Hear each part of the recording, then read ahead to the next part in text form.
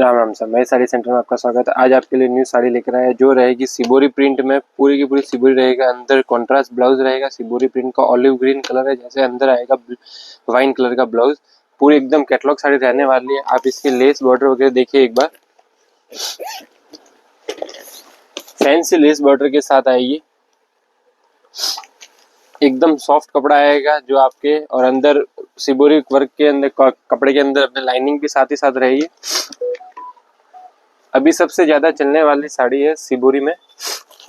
साड़ी एक बार देखिए आप, एकदम पूरी की पूरी सिबोरी में रहने वाली है। पूरी की पूरी सिबोरी, मस्त सॉफ्ट कपड़ा रहने वाला है। इसके आपको कलर चाहिए, कलर भी मिल जाएंगे। 6 कलर चार्ट रहेगा इसका।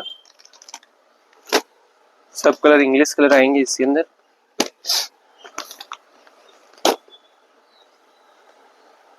पांच कलर अवेलेबल है। 6 कलर चार्ट का है कलर रेंज पर, 5 कलर अभी अवेलेबल है। एक कलर सोल्ड हो चुका है।